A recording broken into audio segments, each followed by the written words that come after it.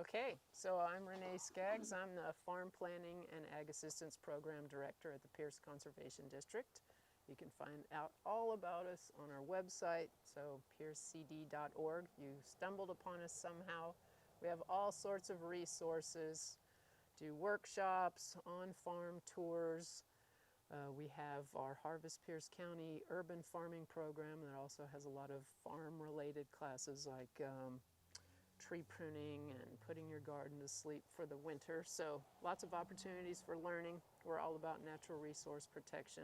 But today we're going to be talking about biochar and my friend, biochar nutter, Allan Warren, however you say that, enthusiast, has done it at home. How long have you been doing this? Probably 6 or 7 years now. Okay. Yeah, I was trying to think when I started on, but yeah, hi everyone, welcome. Allan Warren. I used to work with Renee at Pierce Conservation District. I was the Communications and Development Director there for a number of years.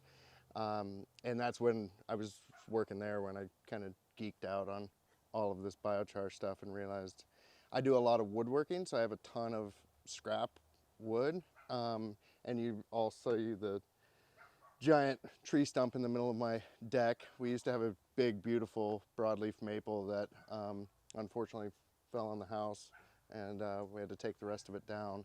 And so I milled it all up and have a shop full of beautiful maple to work off of. And so that's what we have for the most part here today, is just trying to make, you know, when I had the company come out to take the tree down, I had them just lay it all down so I could use everything, whether for this or for woodworking or for firewood and roasting marshmallows with my kids or whatever, and just trying to use as much of it as possible.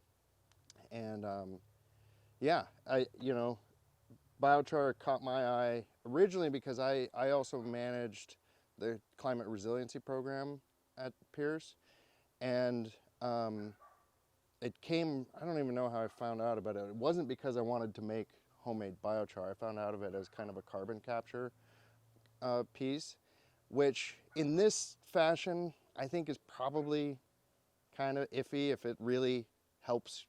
You know, the end product has like a half-life of 1,000 years. So you are putting carbon into the ground, but you also have to burn a ton of carbon to do it. So it's probably not like in more efficient commercial scale where they can capture the waste. I bet you can get it to where it's a really effective way to kind of capture carbon. But this is more about like making use of byproducts. I compost just about everything from the leaves to the grass.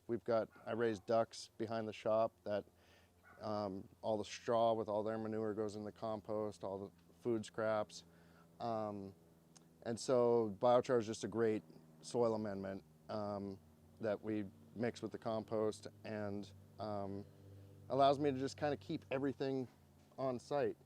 You know, we've got the greenhouse, but when you all walked in, you might have noticed the raised beds, and we've got 6 or 7 fruit trees here, and just constantly trying to just keep the soil healthy. And you know, I harvest it all, process it all. You know, the ducks we raised for meat, so that goes. And that was actually from another workshop that Pierce hosted on how to butcher ducks. And I was like, oh, and talked to the farmer. He gave me an idea of where I could order them from, and been doing that ever since too. Rain barrels, you'll see like there's 2 rain barrels, one on the outside capturing water off the top of the sauna, and then one inside capturing water from the main roof of the shop, and that waters the garden in here. So that was another PCD workshop way back when. So yeah, all kinds of stuff going on around here. And before you keep going and before I get off camera, I just want to say some of you attended the workshop we had on the science behind biochar, you know, like the whys and the hows. That was more in depth earlier this week with Nate Stacy from Tilt Alliance. So that recording will be up on our website soon. So if you missed that, you know, you found this one on the website, definitely look at that one. It talks about more of the science. So Yeah. with that, I'm going to Get out of the way? sneak off Okay. and let you take over. How many folks did attend that webinar? What were some of the things, because it has been some time since I did geek out on this, like, what were some of the things they talked about as far as the science? Anyone?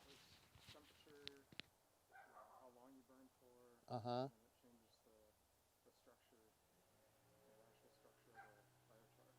Uh-huh. And also another thing that's interesting is what it does and what structure you want, like, and then what that does to the plants.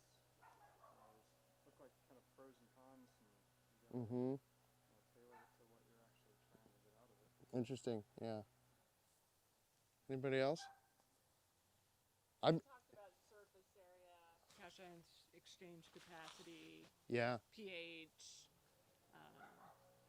Yeah, it's interesting. So I think that little bucket was going around. The pink bucket has an example of biochar, the end product. This whole process takes about 4 hours, so I'm not going to show you guys the end of it today. I'll just show you the things you need, how to get it going, and then that's the end product. And when I was, and again, this was 6 or 7 years ago, so the science, they've been doing a lot more scientific research on this because of the multi-benefit aspects of it. But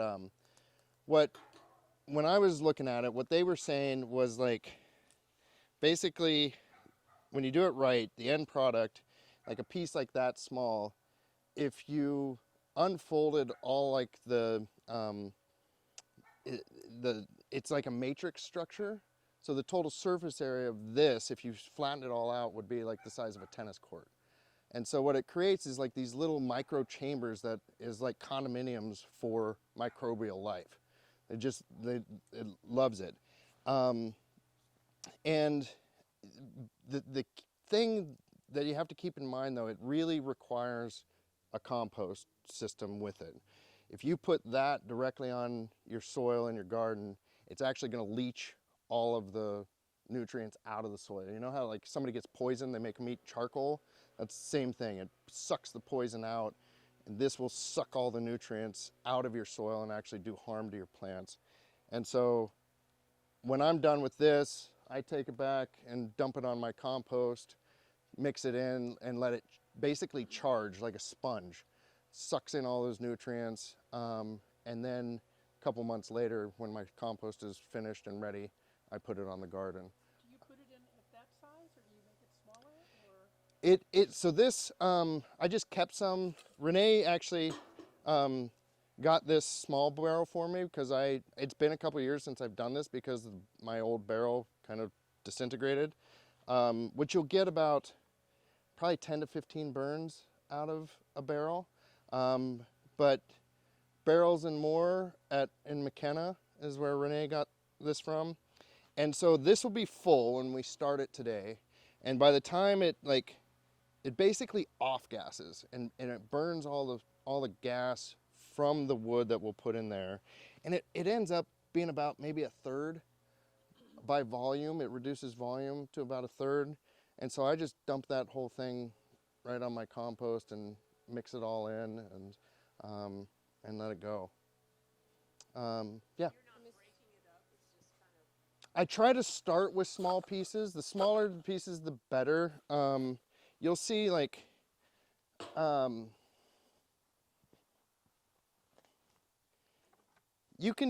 this is probably as big of a piece that I'll put in there. And this is actually bigger than normal than I would. But this one, when it's like an end product, I will break it up and make it smaller. But oftentimes that's the other benefit. You know, I have a pretty big compost that I turn with a pitchfork, and when you're turning it, you're breaking it. And then similar, when you put it in your garden and you're, using a hand trowel or whatever, you're breaking it all the time. So it is better to have it smaller as you go. Just on that topic, I just put mine in the contractor's garbage bag and drive over it with a Dodge. Yeah. Sometimes. Yeah. Afterwards, yeah, that works. Just a few little passes with the big wheel, it works pretty good. Yeah, and that's actually when I was first researching this, it was a small farm, commercial farm in North Carolina, and I can't remember the name of it, that they were doing, they got a big USDA grant and were putting in big kilns, and we're doing this at a commercial scale, and they were doing something similar for putting it on their fields on the farm.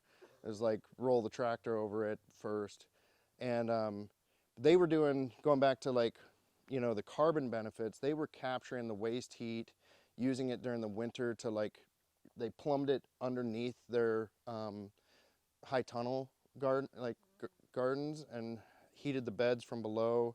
They were doing a lot to capture the smoke, but they were, I think at the time, they were going after another USDA grant to actually put some additional technology on for the exhaust capture, but it was super cool the way that the whole system was really helping to the whole farm too. But you know, you go down to Home Depot and buy a bag of compost with biochar in it, it's like $60 a yard. So it is worth, and for me at least, I think it's worth, because I've got plenty of wood, it's worth doing. And I only do like probably 2 burns a year, and I go through quite a bit in that way. And being in town, I really shouldn't be doing it in town. I'm sure my neighbors love me. Yeah, we could get a permit, yeah. Probably should get a permit. Yes, get a permit. I'm on camera. Doesn't having s'mores around it overrule the permit?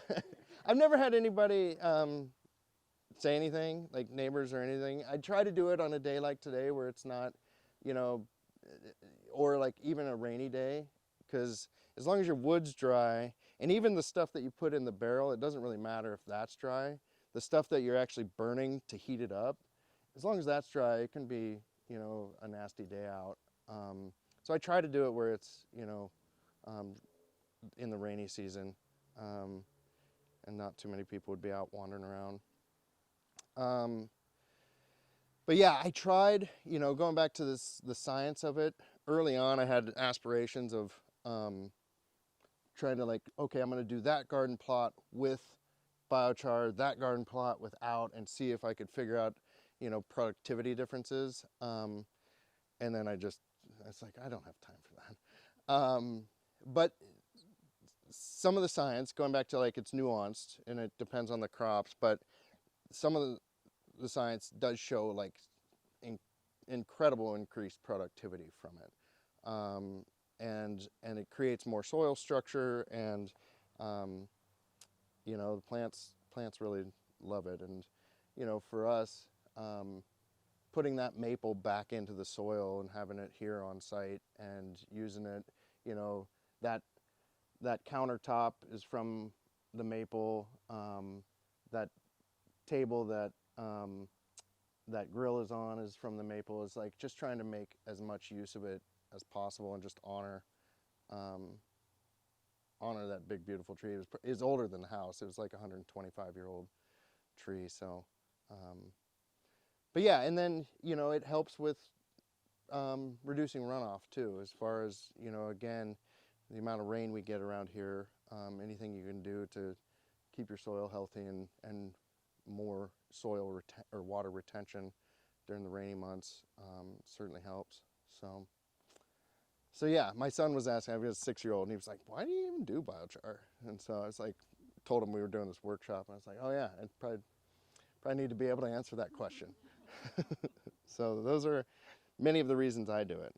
I'll pause there if there's any questions about like the why of it before we get into the how of it. Just looking at, maybe this was addressed in the webinar, so you can tell me if I should. I didn't go, so. Oh, okay. Perfect. In terms of the application, you said you're doing this twice a year, kind of in your compost. Are you paying attention to volume that you're adding? Is there a specific formula, like for, you know, square footage of garden, or is it just kind of, that looks good? For me, as a just home garden, like no, my mom lives in Buckley, and she's a big gardener, and like that's probably where I get it from. And she does like pH tests and everything. She's always telling me I need to. It's like, I don't know, my plants seem to be doing just fine. If I have a problem, I'll start doing some testing. So anyway, I think there is a science to it if you want to go down that road, and there is a lot of science to research and look into. Yeah, Nate at the webinar the other night, he said they really noticed that bare minimum you need to do 5 tons per acre. So if Allan were that scientific, he would need to weigh this, you know, and figure out his application rate for his gardens. Yeah. So we're 1/4 acre. So what, about a ton? I'm not doing a ton.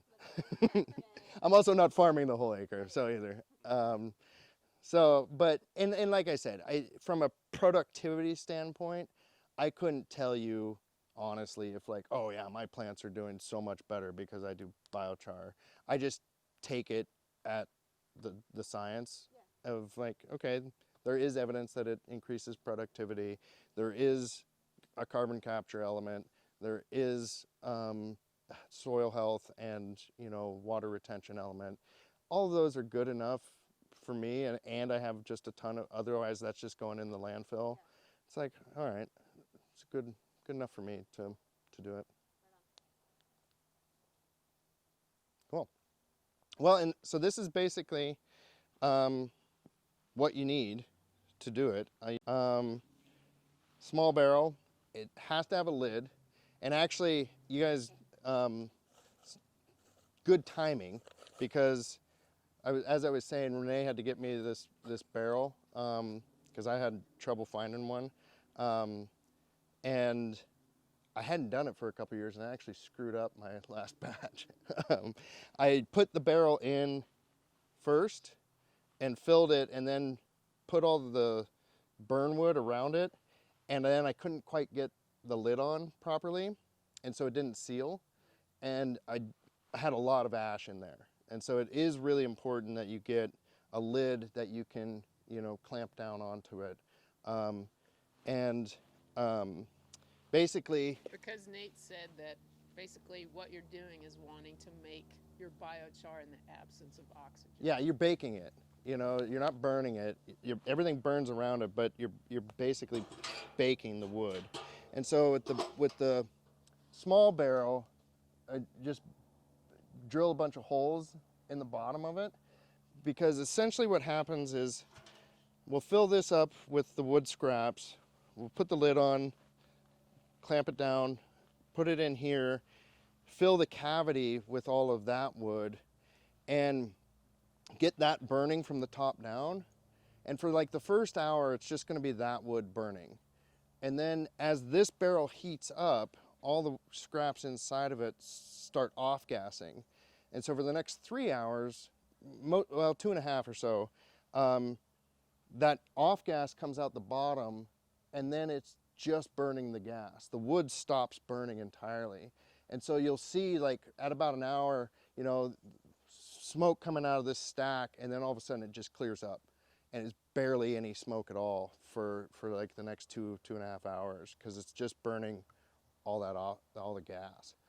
And then once it stops burning all the gas, that wood finishes up. It's like the last half hour continues burning down, and then once it cools off, you can pop the lid and you've got biochar. And so your other barrel, your big barrel, you want to have airflow at the bottom and then at the top. So I think I just drilled holes and then used like snips, you know, metal snips to just put those in. The lid, again, this doesn't have to, this one came with a clamp. This one, it doesn't matter to have it clamped on. It's just it just creates a more efficient burn by putting a lid on it, putting a smokestack on it. And it makes it kind of get going hotter. So your pipe? Is that like from a wood stove shop? Yeah, that's just regular, like wood stove pipe. Probably Home Depot. So, and that's basically all you need, and then wood. And so I pause there if anybody has any questions. Otherwise, I can just get it going. Does the length of that chimney affect the combustion? I don't think so. Like awkwardness wise, like I probably wouldn't go higher than this. You know, but it probably does in a small way in terms of if you added another section, like it would be a little bit hotter inside. But I think just the fact of putting the lid on and having a smokestack, I think the video is the North Carolina version I saw. I think they just had one section.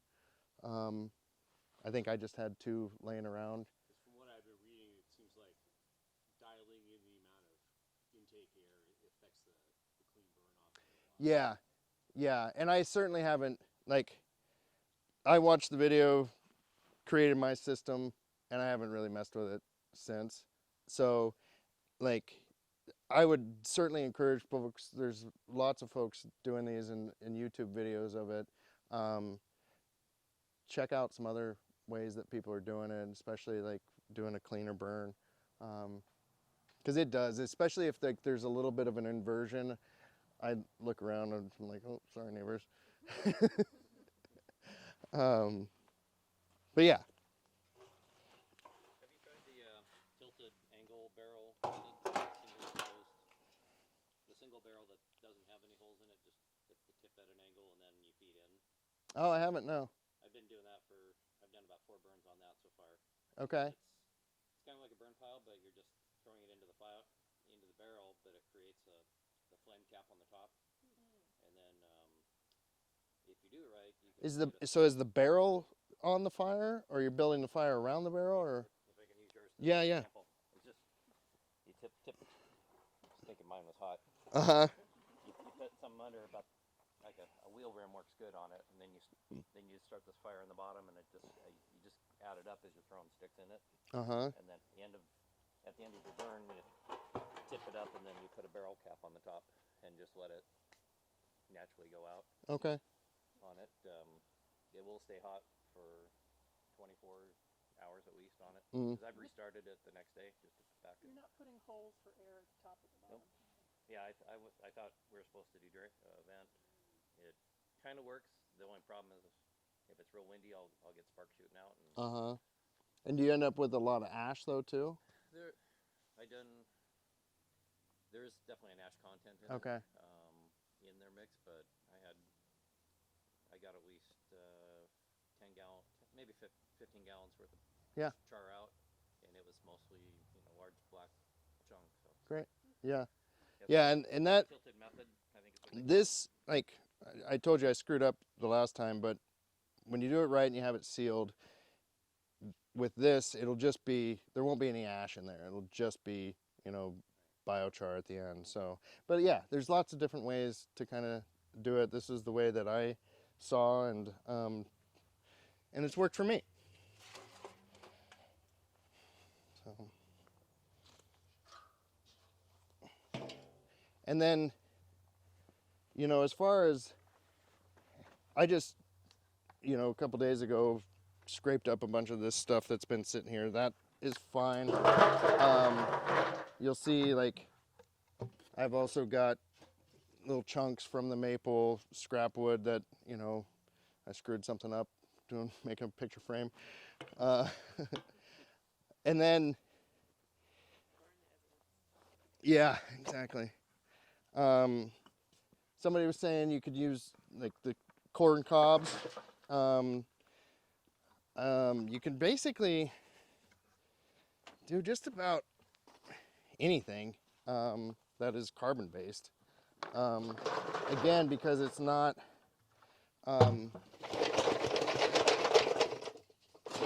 directly exposing it to fire. It's just baking it, heating it up, and off gassing. So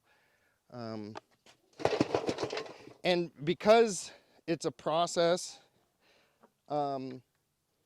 and the volume goes down so much, it is really worth like waiting until you have a full like small barrel. And that's why I'm kind of jiggling it around too, just to get it all in there as best as possible.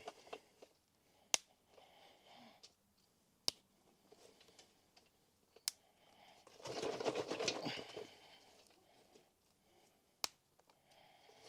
all that material need to be about the same size?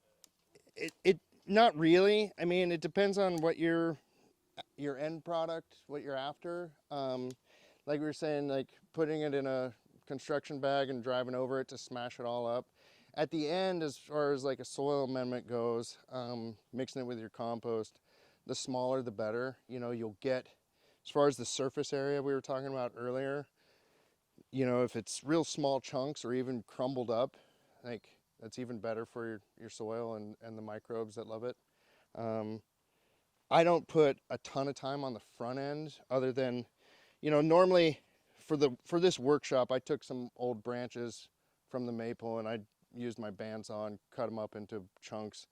Like normally it would just be whatever I've got from a project. And so I don't put a ton of time into cutting them down beforehand, because I do it on the back end when it's really brittle, and just charcoal at the end, biochar.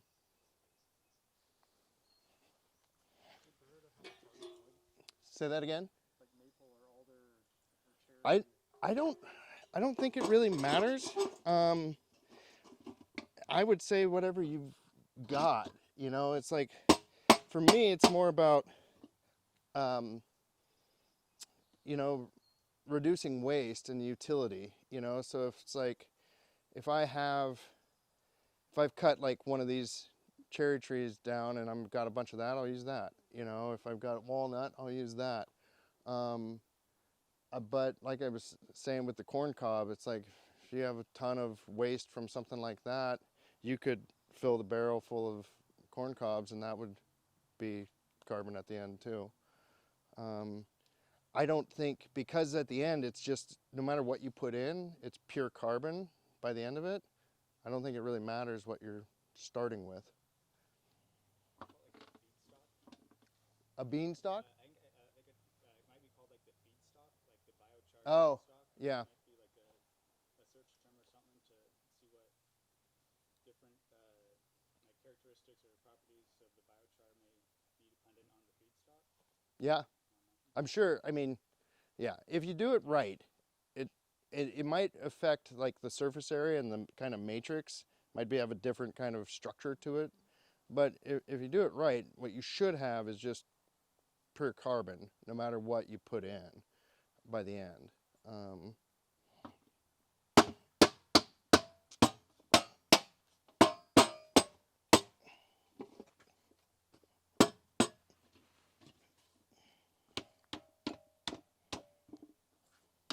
Looks like your lid is probably the first thing to go. Actually, no. The bottom Oh, goes out first. did you get? I think I remember Nate saying the other evening that one of the other liquids or water. Are you seeing water? Do I see water come out? I'm sure it does, but it's a pretty closed system. You know what you can see. So like when you get this going, it'll just look like any other fire, right? It'll just be burning up here. I'll let it burn down a little while before I put that lid on. But then when it makes that transition to where it's burning the gas, it just starts glowing down at the bottom. And it's a completely different like fire than what you see normally. Do you want to have the sugar barrel like with the box or anything inside? I never have, you know, because it pushes that gas out, and like similar to what Renee was saying, it's like ideally it's an oxygen-free zone. So the holes are to let the gas out, but it's pushing it out. And if you had it up, more of the fire could come in So I probably wouldn't do that. And then the other element with this stuff, and hopefully I'm assuming I've got enough, but you really want to jam it in there and get as much wood around it as you can.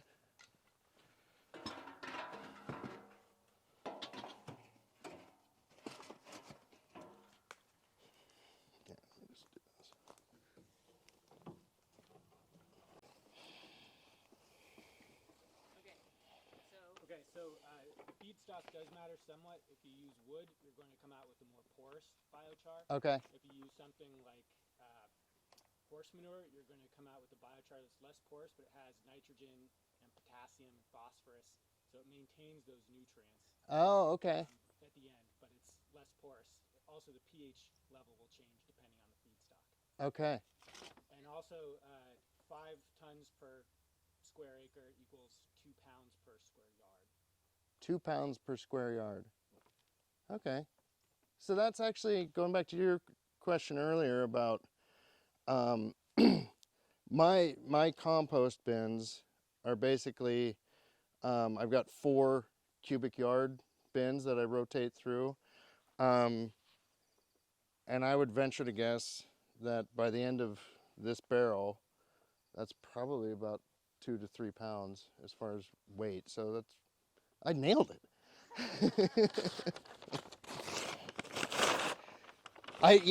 We were talking about that before we got going, as far as like horse manure and that type of feedstocks. Like I've never tried like the shavings from like woodworking. It's always the chunks.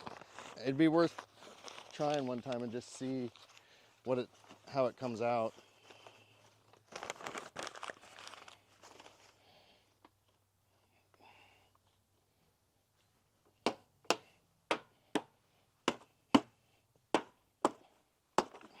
All right.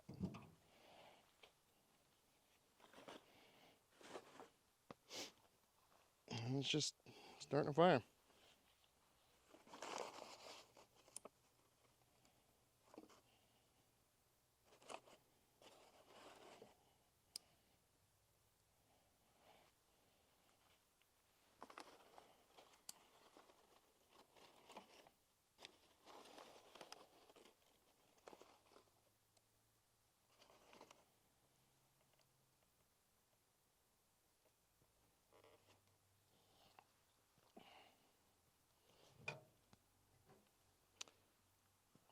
And then I'll burn it for a while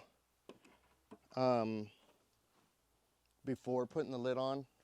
And so I usually build it up a little bit above this height of it, and then when it burns down enough to where you can put the lid on. And like I was saying, I don't actually clamp that one on. I just set it on top. So figured we'd kind of let it get to that point. So you basically mount it up, start your fire. It burns down enough to where you put the smokestack directly on your little barrel, and then the lid on top. So of like, it. Okay. So it's got I think that smokestack goes in probably about that much into the lid. So like right now, I need to wait until that burns down. And the main thing is like the fire on top of the can isn't the key. It's making sure it gets spread to the wood on the side so it starts burning down. And once you have that, that's like, put the lid on and call it good. But yeah, that's basically it. And then, you know, like I was saying, being sure to put it on your compost, not directly on your garden or in your soil, and let it charge and soak up those nutrients. And then I just spread it, like whether in the greenhouse, the raised beds, at the base of fruit trees. You know, I just trying to make sure everything around here is getting plenty of nutrients. So with this method, do you ever start getting secondary combustion on this outer burner?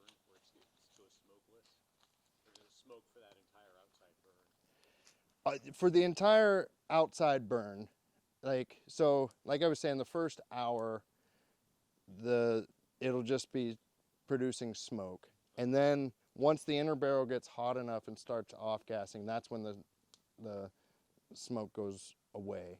So, to your point about could you make the initial burn less smoky, there's probably other ways to like create your system that could hold. Ask about the airflow to it, because that Yeah. seems to be key in getting the smoke to burn off. Yep.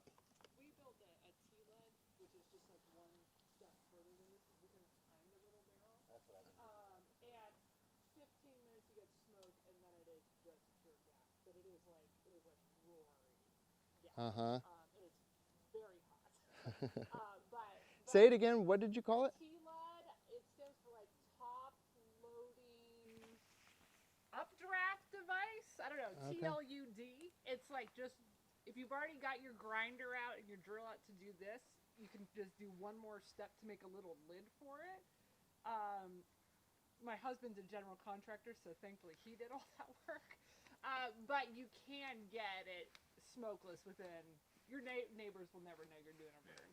Huh. 10, 15 minutes. And so you couldn't find a little barrel. What did you? Well, you need essentially you need a barrel, and then you need another barrel. You take the top maybe quarter off, and you make a little lid. Okay, so your feedstock goes in the little barrel. No, because there's no little barrel. It's the same concept, but what you do is you fill your barrel entirely with feedstock, and then I don't understand physics, but after about 15 minutes, you start moving into pyrolysis, and then once it's burned down to essentially coals, you just hit it with a hose, and what's left with carbon with very little ash. Okay. It's same. So you have to different. stop the process You have to at a stop the key process point. or it will keep going. Okay. But yeah, same. It's just same but different. If you look up T-Lud on YouTube, it'll. Okay. Huh. Interesting. Allan, with your system, I'm assuming once you put the pipe and the lid on, you're not touching I just leave it. You're not adding Yeah. more I just, fire. try to keep somewhat of an eye on it so I'm not burning the place down. But yeah, like this is the majority of the work is like getting to a point where I've got enough feedstock to do it. And then I just set it and forget about it. And then, like I said, it takes it'll stop burning by about 4 hours. But then I usually wait until the next day to pull it out. So yeah. I mean, by the time it's all done, it's like there's hardly anything in there because that gas is like burning so hot, whatever ash on the initial burn kind of burns off, and then it's just basically like that last, half hour of the remainder of the wood burning. And I generally put we have, like last night I had kids out and we had roasted marshmallows. I'll dig out the ash of that and throw it on the compost too. We don't use it that much, the fire pit I mean, but I just throw that on the compost as well. But yeah, pretty simple.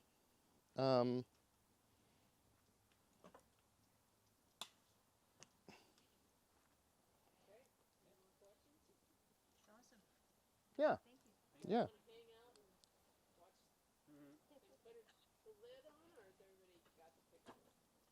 Yeah, you're all welcome to hang out and. I'd like to see your compost. Yeah, yeah.